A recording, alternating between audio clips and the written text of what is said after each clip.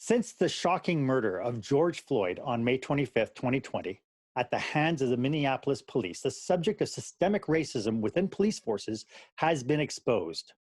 One would say, once again. The incident has sparked widespread protests around the world. And coming out of these protests, though, are the stories of racism in our communities, in our institutions, and in our workplaces. How do we fight the ignorance in our very businesses, in the culture that we as leaders set ourselves? And that's coming up next on Marc Haine Live.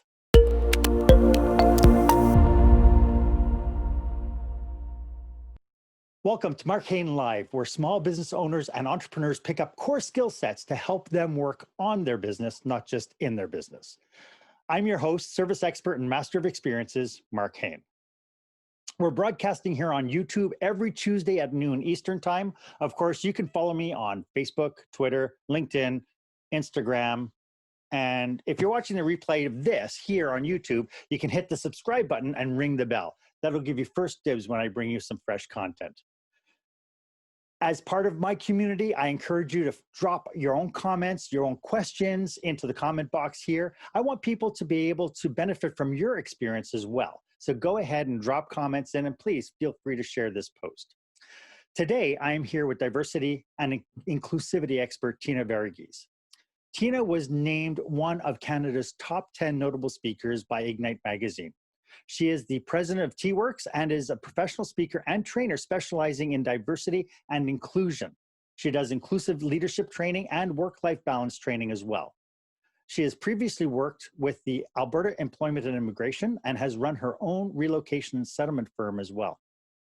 And Tina has been the face of diversity, literally, when she was chosen to be in Dove's campaign for Real Beauty, representing beauty and diversity. How cool is that? Hey, Tina, thank you so much for joining us today. Thank you for having me, Marc. It's awesome. You look great, by the way, just so you know. So before we get into today's topic, can you tell me about the work you do with businesses and organizations? Well, solely I'm a professional speaker and trainer. I focus heavily on diversity and inclusion, cultural diversity, work-life balance. So I really heavily work essentially with helping others manage and mitigate those cultural differences that potentially can cause conflict or angst or even frustration at the workplace, and really try to bridge, build bridges than walls. That's really essentially what I try to do. Oh, that's awesome. It sounds like, especially this day and age now, it sounds like this could be a huge benefit to organizations that really want to build corporate cultures that are centered around inclusion at every level. You know, Absolutely. A few months, like how long ago was the Me Too movement? Like a year ago? Year and a half ago was Me Too? About a year and a half, yeah. And now it's Black Lives Matter. And it seems to me that humanity now is centered on trying to figure out how to behave properly. And our topic today is fighting the ignorance, supporting diversity in the workplace. And through the recent protests, I've been shocked hearing people's stories of their experiences with racism across the country. Aside from a few people that I consider to be, racial idiots, when you see something on the news and you go, the person's an idiot, that's not how we behave. I didn't think racism was a problem in this country. But all these stories are really proving me wrong. I mean, you have a theory about that this is not about white privilege, but this is about white ignorance. Can you tell me a little bit more about that?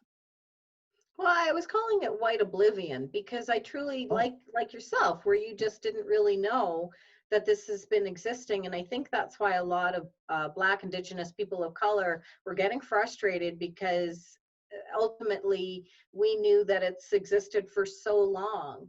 And systemic racism sadly does exist in Canada. There's historical roots for systemic racism in Canada.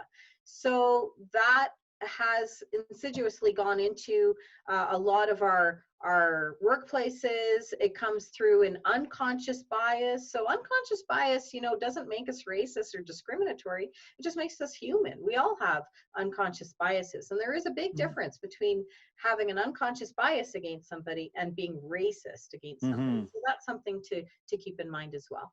Okay, so there's a couple of things that I think we need to define here. Can you define the difference between unconscious bias and conscious bias? What is the difference between the two, and why are they separated?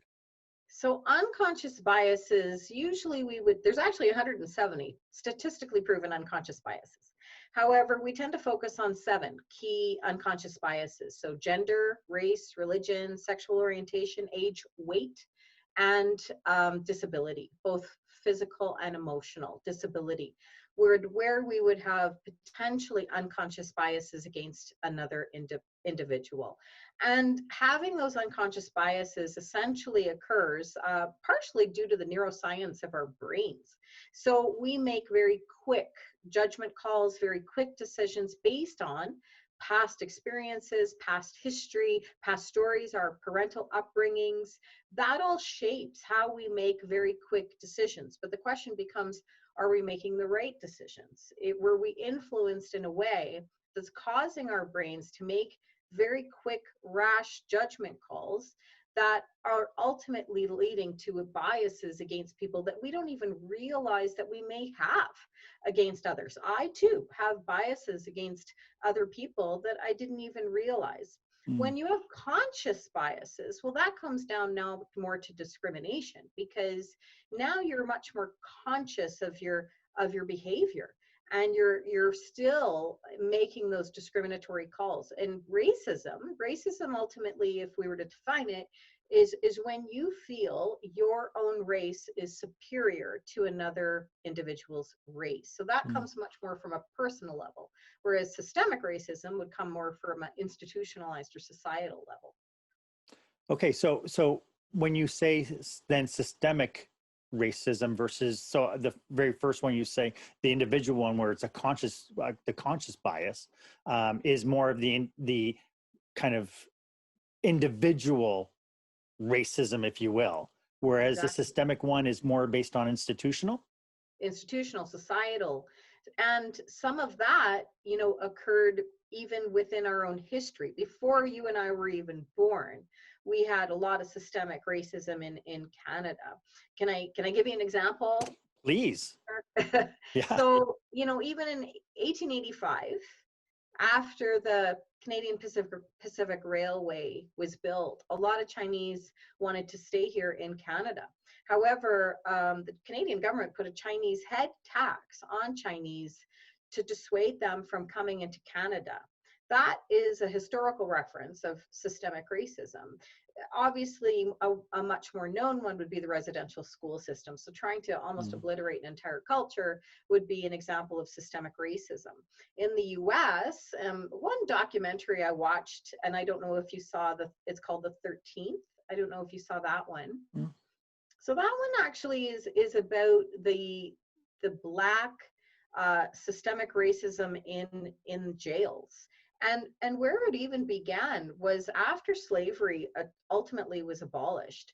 They wanted to really grow the US economy. And after the Depression, they didn't know, well, who can work? Who can be those workers to work?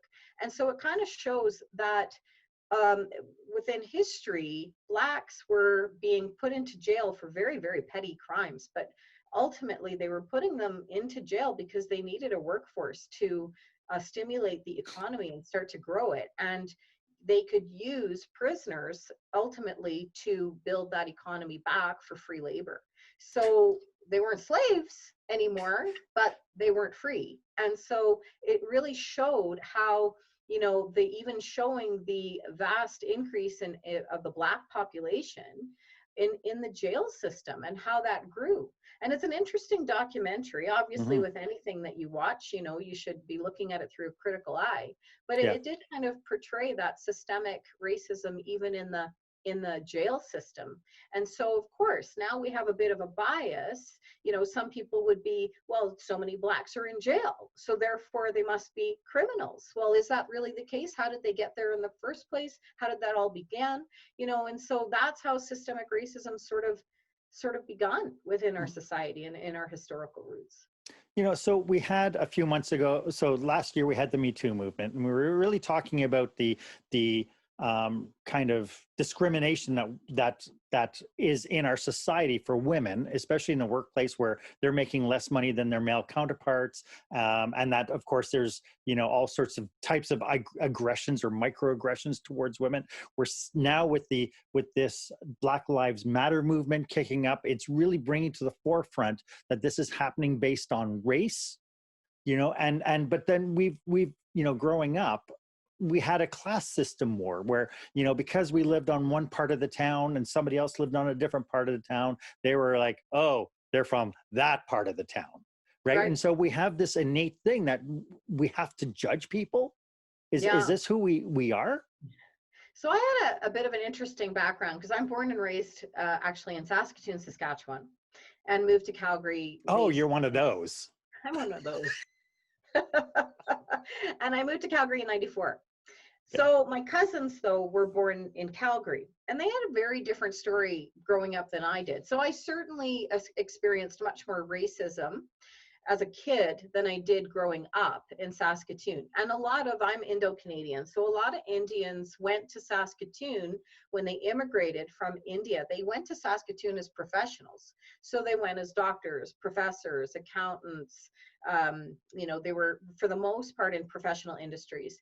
Whereas, in some city centers, they were going as cab drivers. They were going as pizza delivery, whatever it might be, working at Subway. Sure. And so there was a bit of a perception that, they were more laborers, whereas the perception in Saskatoon was, well, the Indians are here as professionals. So I had a very different experience growing up, in a sense, than my cousins, because my dad came here as a physician. He was a neurosurgeon. So I didn't grow up with that bias that Indians may not be at the socioeconomic level, and therefore people have a bias, or that I do very much remember being a kid and being called a packy all the time. That was just part of my history. That was just part of growing up. I will say that I am blessed not to, for my knowledge, experience blatant racism as an adult. I don't get a lot of that.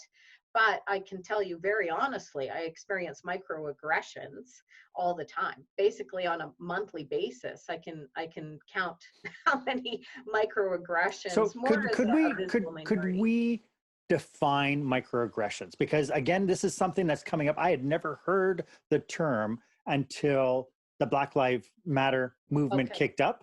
And now I'm in all the reports I'm hearing from people who are reporting their stories, that they talk a lot about like aggression in some more of being kind of people being very forward with it. And then there's this idea of microaggression. So what is that? Right. So I don't want to get too stuck in semantics, and I feel people are getting a bit stuck in the definitions. And being a professional speaker and trainer, I find the easiest way to teach anyone on something is to give you an example. Sure. And so a perfect example of a microaggression would be to ask me, where are you from? And then they'll pause and they'll say, but where are you really from? So it's now making me being othered. I've been othered now because you've asked me where I'm from. I will often get, well, you're so articulate. You're so articulate. And they assume that I'm going to have an accent, not recognizing I was born and raised in Saskatoon, Saskatchewan, educated, at a university at the U of S. So, that would be a typical microaggression. If you were to ask a Black woman, oh, your hair just looks so beautiful, it doesn't look all kinky. So it's almost another one might be, oh, I don't see color. Well, that would be, people say that. And I wrote a blog about this because I realized, during my entire childhood and youth and adulthood, people would say, well, I don't see your color. I don't see it. And they would say it as a compliment. When in essence, well, what is that really saying? You're saying that I don't see your color, therefore, you're no different than me, but somehow does that mean that my color is something to be ashamed of? Like, it's basically when you offer a microaggression, it's almost like giving someone a compliment when in essence it's a backhanded insult. And Gotcha. that would be the easiest way to define what a microaggression is, that you're saying it as a compliment when in essence it's not. It's almost insulting, but it's so subtle that sometimes people don't actually catch that you've actually othered someone. And so that would be what a microaggression ultimately is. Since all this happened, I've been doing a lot of research because, one of the challenges I had was like I didn't in my world, racism doesn't exist, right? In my world, everybody's treated equal. In my world, we respect one another.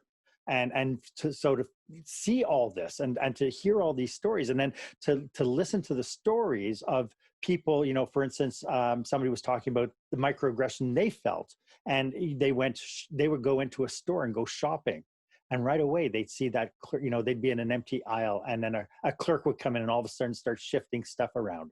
And it's like, no matter where they felt they were going, people were pegging them because of their skin color on, oh, this person needs to be watched. Right. But the difference is, in your world, you wouldn't be watched. And that's where I talk a little bit about that white oblivion, that you wouldn't realize the privilege that you have, or that because you were oblivious ultimately to it, because you didn't receive the same treatment. Exactly. Whereas it's very hard to prove.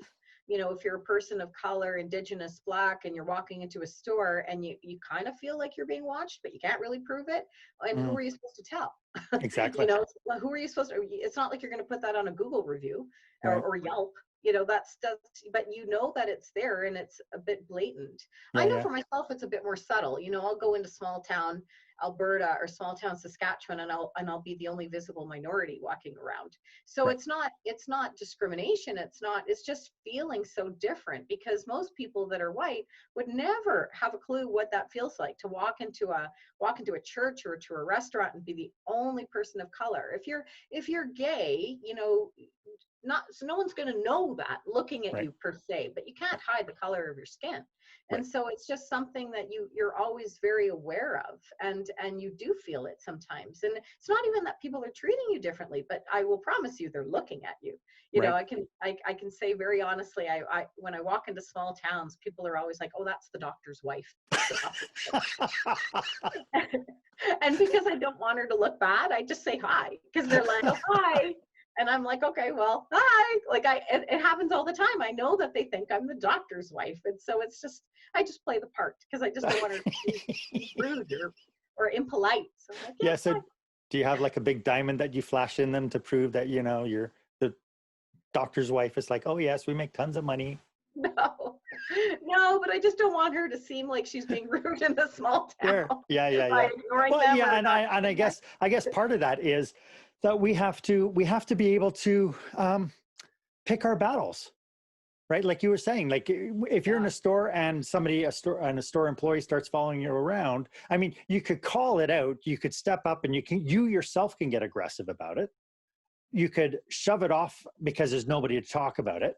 And then we stop talking about it. And I think this is part of what our problem is that, even though we heard that racism exists, like I remember 9 months ago, that there was a lady who said some really disparaging remarks to an Indian gentleman, something about a parking space. And she started screaming off, go back to where you come from. And she was chastised on social media. Really, I think she was fired from her job. I mean, there was all sorts of ramifications for her behavior. And so I think from the perspective of being a middle-aged white guy, it was like, well, we're doing something about it. We're telling the world that this is not acceptable to us. And yet we're still hearing all these stories. And what concerns me the most, I think, is within organizations. Because when I hear that somebody felt that within a job that they had, that they felt that they were discriminated against, that they didn't get the opportunities their white counterparts got, or women didn't get the opportunities that the men got, and so on. I think this is a little bit of a challenge for us, for sure, because it's I know that we build our businesses on culture, and I remember reading one remark, I think it was on LinkedIn, and one lady was talking about racism in her company. And she said that leadership and human resources are turning a blind eye to what's going on. And so what I'm understanding from our conversation right now is that unless they actually brought it up to human resources or to the leadership, they might not have known that anything was going on. No. And I'm not sure if they're turning a blind eye or not. I think there's a lot of unconscious bias that occurs at the workplace by everybody. And again, recognize that means that you're not even aware that you have these biases. And so, Right. saying someone isn't a culture fit for an organization because they interview you and maybe they have an accent or they don't answer the questions the way that you expected them to. They don't sell themselves. They don't, present in a way that you assume they should, with confidence or selling themselves. But that's a very North American concept. Selling ourselves is very individualistic. It's part of the North American culture. In the collectivist culture, which is more of where our top source immigrants are coming from, they're not taught to sell themselves. They believe in harmony, and they believe in group work, and they believe in teamwork. So for them to sell themselves, that would be really hard. And so all of a sudden they're deemed not a good culture fit, or someone deems them as someone that doesn't really remind them of themselves. And so they are ultimately screened out before they're screened in. But is that racism? No. Is that discrimination? No. But it could very well be unconscious bias, because that particular frame of reference would be what we call affinity bias. When we hire in our own image, or when we hire people that remind us of ourselves, not recognizing that maybe we need to understand a little bit about our own population, recognize that, maybe Canadian human resource practices to a degree are flawed, that we really have to look at much more inclusive practices, even when it comes to interviewing people, because we might be asking questions that are very, Canadian type questions, setting up people that were born in Canada for success, without realizing that, we might need to look inward to see if the questions even that we're asking are adapted and accommodating and being inclusive, because we can really do a bit of a deeper dive even of those questions to ensure they're inclusive. There's Right. no question that, statistically, people with ethnic sounding names, women, even if you put something like parent, teacher, volunteer, that could be used against you as an unconscious bias that people might have, and they're going to check your resume out. So, that exists, and people aren't even aware of their own unconscious biases that they may have. They might look at someone that writes parent, teacher, volunteer, male or female, and decide, oh, this person is in childbearing age, or this person is putting, Has their young ones at heritage home, and as young ones at yeah. home. I don't want someone with young ones at home in a position that requires a lot of travel. Well, that's unconscious bias, that somehow you've managed to be screened out before you've been screened in. So Right. that we may not even be aware that we have those biases in place. So is there any way then that we can is there any process that we could do to take a look at our culture, to look at our own internal unconscious biases, and start kind of challenging how we think and why we think? Like, how are we going to become more accountable for Right. how and what we think? So when I have a keynote called What is Unconscious Bias, and a workshop called What is Unconscious Bias, and I give people homework.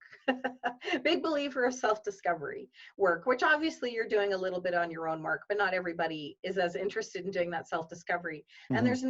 there's no way you can become part of the solution if you don't really take a mirror to yourself and be honest with yourself and accountable and vulnerable to recognize what your own biases are. So one of the leading authorities in unconscious bias, if your viewers or listeners were to Google Harvard implicit, so Harvard implicit, so implicit bias and unconscious bias is the same thing.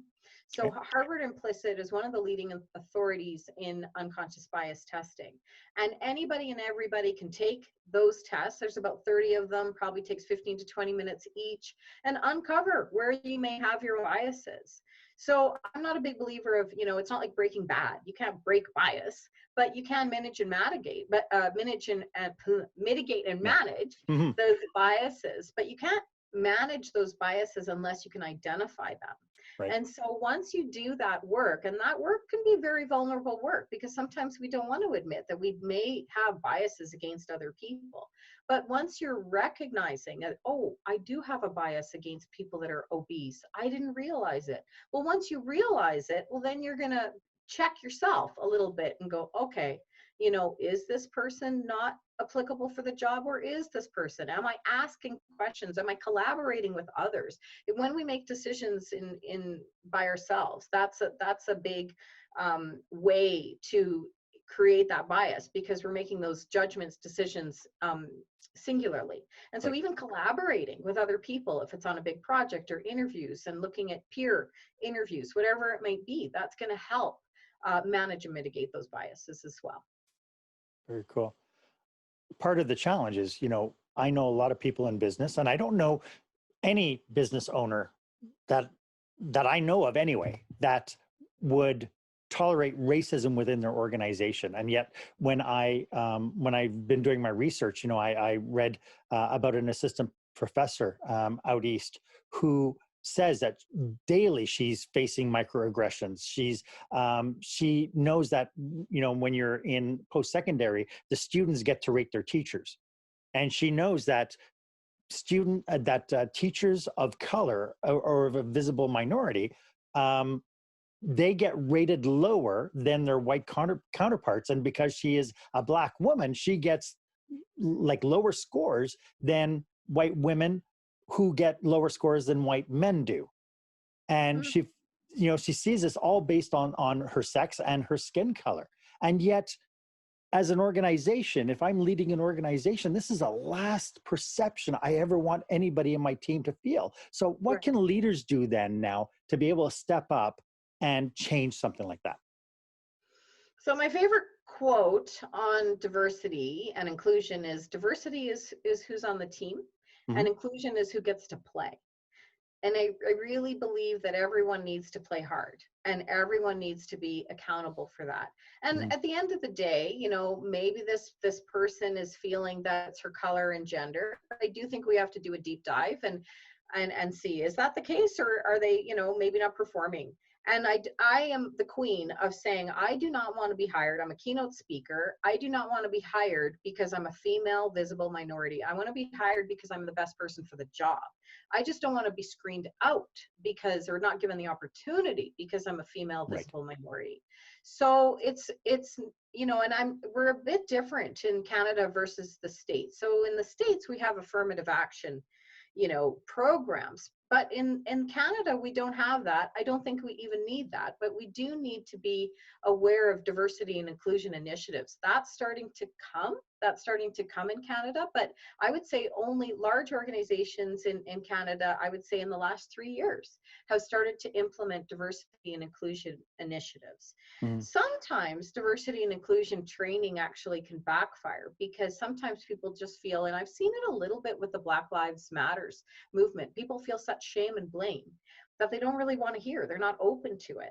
And so I'm a big believer of unconscious bias, training and unconscious bias awareness. When Starbucks in the States, when the 2 Black men were arrested in Philadelphia simply for going to the bathroom before their meeting, and they were arrested, their manager arrested them, Starbucks implemented across the board unconscious bias awareness and training for all of their employees. They shut down Starbucks for the entire day. They didn't do it in Canada, but that's the training that they implemented, recognizing that it would probably have much more impact.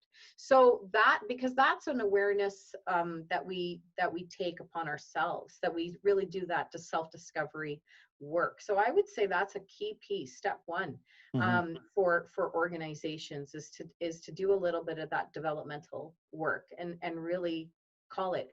I'm also a big believer, even with Black Lives Matters, it's not just I've noticed a little bit of some people are feeling like they need to be silent, that they need to be muted and simply listen. And that's actually, I think it's really important that people have courageous, compassionate conversation, and across the board, everyone needs to be having those conversations, ask questions, don't make assumptions. But if you notice, for example, you're in a boardroom, let's look at gender bias, and you're in a boardroom and a woman is speaking. It's statistically proven that men will interrupt women 7 times more than they will interrupt men. If you notice, someone younger, or, if it's a visible minority and maybe they put a thought out and no one gave them credit, or someone took credit, call it, make sure, if it doesn't matter if the meeting facilitator or if you're a participant in the meeting, make sure that you just ensure that people get credit where credit is due. And if you notice that behavior, just speak up. I think sometimes we've taken a back seat to just speaking up and calling things, racial slurs, even jokes, jokes in the hockey rink. It's uncalled for. You know, just simple dialogue saying that's not cool, that's not funny. Just Yeah. calling people out now, I think this is the time to do it. I have noticed a bit of a shift. You know, this is a new story. We have had systemic racism and police incidences for how many years? I mean, this has been Exactly. going on for years. This isn't a new story, but I think for some reason this time it's different because it's unifying. You know, I don't think we could hide from it. It was on social media, George Floyd, you know, being videotaped, we'd heard him die, and I think we were all witness to that. So now that we become all witness to that, we become part of the solution to that if we choose to. Well, and I think this is an awakening. And, you know, one of the things that you said is to have these sincere conversations. You know, if you were to suggest ways for people to start talking about this, because, you know, as a white guy, going up to a friend of mine or a colleague and saying, so, you know, what's it like to be a black guy, or what's it like to be East Indian, or, you know, how do you start those conversations so that you have clarity in belief systems, you're using the information to resolve and absolve this idea of racism and unconscious biasness. How do you get those conversations started? I think definitely being open to having the conversations, but recognizing too, if you're going to ask someone their story, make sure that you're willing to share yours. Right. You know, because it has to go both ways. I also think that for the most part, people are more than willing to. I think one key issue a lot of visible minorities have, or people of color, Indigenous, Black, whoever it might be, is that people make assumptions. Right. And rather than, you know, making assumptions, just start asking questions. You know, if you're curious about something, rather than making those assumptions, I have yet to find a Black, Indigenous, or person of color not want you to ask questions rather than make assumptions. And I guess I would, you know, come from a place of compassion than criticism, and an open mind, versus coming from a place of a closed-minded. So really looking at that growth mindset, which I think that's starting to happen as well. I don't think, you know, people are getting a bit daunted and intimidated. I got to read this book, I got to read this book, I got to read this blog, I got to listen to this. You know, I don't think we have to do all of that work, because I think that too can get really overwhelming and intimidating. But, you know, look at your diversity circle, look at your sphere of influence, do a little check on yourself. Who are your, you know, top 5 personal friends and personal colleagues, and really do a little check there. What's the diversity that you have? How many, if you're a white male, how many female friends do you have? How many people do you have in your network that are gay? How many visible minorities? You know, and if you really want to start learning, do a bit of a check and go, you know what? You know, I do need to maybe broaden that circle. And it could start with a lunch or a dinner or a coffee with someone that's you perceive as different from you. I personally find, and maybe why I call my signature keynote 50 Shades of Beige, you know, it's not just about the color, but I find it's such a bland world, you know, and it can be so much more fun. You know that. It can be so much more fun when you meet people of different ethnicities and diversities and genders and sexual orientations. You know, I have my newest friend right now is 25. I can tell you honestly, I'm not 25, but I love the generational diversity of our relationship. And I've learned as much from him as he's learned from me. So I just find that diversity is so enriching. I have a very good friend who's 66. So, you know, I love that generational diversity. I think we can learn so much from one another. So that is a big part of why that's so compelling. And I love that you are the only person that I know who actually took the Paint app on your phone and scanned yourself to figure out what color you are under the, is it? It's the it's the Benjamin Moore Paint app. I am toasted almond. If you know, because I'm a brown. No, I'm toasted almond. I'm a little scared of what you're going to come up. If I have a sneaking suspicion that if I was to scan myself, I'd come out like corporate gray or something. so I've not resolved myself to do that just yet. So, you know, we know that there are organizations out there who kind of have the blinders on with all this. And knowing that most people want to have really great cultures, if you wanted to suggest a kick in the bum for a business owner who didn't know what was going on, but they kind of wanted to start this conversation, what would that be? What would that look like for them? I mean, there's lots of different ways that you can engage your employees. Mm-hmm. I would say, even employee engagement surveys where people don't have to put their name and just kind of ask some questions of your employees. Like, I think you can gain a lot Yeah. internally and externally. Ask your customers, what would they like to see more of? I was working with a firm, and it was so blatant. It's a very large firm, and it was a Western Canadian firm. And if you looked at the diversity was pretty darn minimal. I was working with the leadership team, and it was all male, all white, all, I'd say, 50 and above. And it was so funny because I was, the facilitator and consultant that they brought in, and it was such a different dynamic. I think they really needed that balance. They really needed that, and it was so blatant. Town halls, I think town halls are great ways to allow your employees to ask questions of leadership, but anonymously. So get those, have those courageous conversations. Mm-hmm. If you're afraid to have them, ask yourself why. So it just starts with conversation. You can have panels, maybe bring in a panel of people, maybe have different, people coming in from your community and have an open panel with, the pandemic right now, that can be done pretty darn easily virtually. Yeah. And it gives, people opportunity. I think people want to learn. I don't personally feel people aren't kind at the end of the day. I think most people really want amazing workplace cultures that are inclusive. I just don't think they necessarily know how to get there. And so, just being open to it, being open to, asking your employees, where do we need improvement? I think so. I don't think we do enough of that. I think we're always looking at, strategic business plans and SWOT analysis and goals. And, what are we doing? Like, where is the goal about our employee engagement and workplace culture? It starts internally as well, and we can learn so much from one another. And I think, look at your employee turnover. Is it high?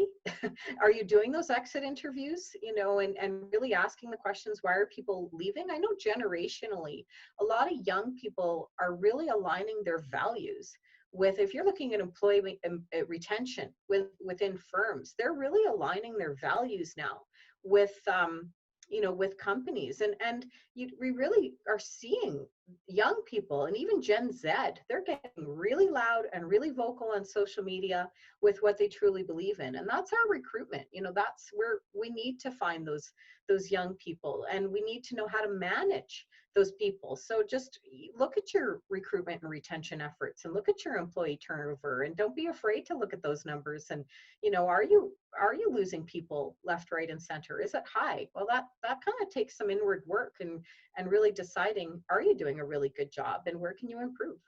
Right. And, anybody who knows me knows that I'm a big fan of stay interviews as well, not just exit interviews, Oh, yeah. and being able to sit down with your employees and doing kind of a little bit of a report card on how you're doing as an operator, to sit down and make sure that you're fulfilling all the different needs that you have, because you can have quite a strong, diverse workforce, but everybody's going to have different needs. And what a great way to do kind of a deep dive on how people feel about working for you, right? Yeah, I love that concept, the stay Yeah. interview. And I'm a big believer of focus groups. I do a lot of focus groups, internal focus groups, because I'm not a big believer of, from a strategic level, our leadership teams are meant to be strategizing. But underneath that, operationally speaking, it's the people underneath those leaders. And so just creating focus groups, you'd be Hmm. amazed at where solutions come from. Yeah. And so giving them a voice is very empowering. And quite frankly, it doesn't cost you a dime. Yeah. It might cost you the, facilitator fee, but it's such a great way to come up with solutions. Sometimes those solutions come from within. And ultimately you end up getting free feedback, right? If you open yourself up to that honest feedback, it's invaluable and it's free, essentially. Invaluable. but I think it's key people listen to it. You know, I think sometimes I've seen with firms, they keep gathering all this feedback, but they don't implement anything. There's no change, but they keep gathering it. So then the employees get tired of offering the same feedback because nothing is occurring. So if you are going to do that with your employees and ask them for feedback, make sure you're implementing some of what they've said, or at least address it. You know, if you're not going to implement it, make sure you're addressing the why. Yeah, that's all really great. Hey, Tina, this has been so amazing. Thank you so much for spending time with us today. How can people get hold of you if they want to engage you, want to talk to you? I'm thinking that this might be a huge boon for you at this point, because I think a lot of organizations are going to be doing a lot of self-reflection. They're going to need some help. So how can they get a hold of you? My company is called T Works. You know, when I started that, it was T is for Tina, Works was the goal. Luckily, and my domain, if you were looking at me for my website, is tworksforyou.ca. So a quick email, phone call, I'm going to absolutely be more than willing to have a chat. In fact, I encourage it. So please reach out. Thank you so much. Again, you know, I think when we're addressing this issue, all we have to do, and I say this quite a bit in a lot of things, is all you have to do is just care just a little bit about what's going on. Care about what's going on in your organizations, care about your people, and you'll find that you'll be able to make huge gains in building trust within your organization and alleviating some of the stressors. You know, I've always said, you know, as leaders, our job is to alleviate stress and take the burden away from our teams. We should be taking their stress away from them, not creating it. But ultimately, that's all the time we have today. And I hope you got a lot of information out of this that you can apply to your business today, starting today. Have those conversations, start having those town halls, those stay interviews, start talking about the issues. Because, you know, as long as we hide them away, as long as people aren't talking about them, they're not going to get resolved. So I'd like to know what you think about today's episode. Please drop a comment in the box below. And if you think you know someone who could use this information, please go ahead and share it. Hit the share button. You know, information is power, but it's only powerful as long as you share it. And if you haven't done so yet, please hit the subscribe button and ring the bell. That way you're going to be in it. Whenever I do anything new, any fresh content, you'll get a notification. And I'd appreciate any time that you want to share information you think is valuable. My name is Marc Haine, and I'll see you next week. In the meantime, stay safe, stay healthy, and dare to be the exception.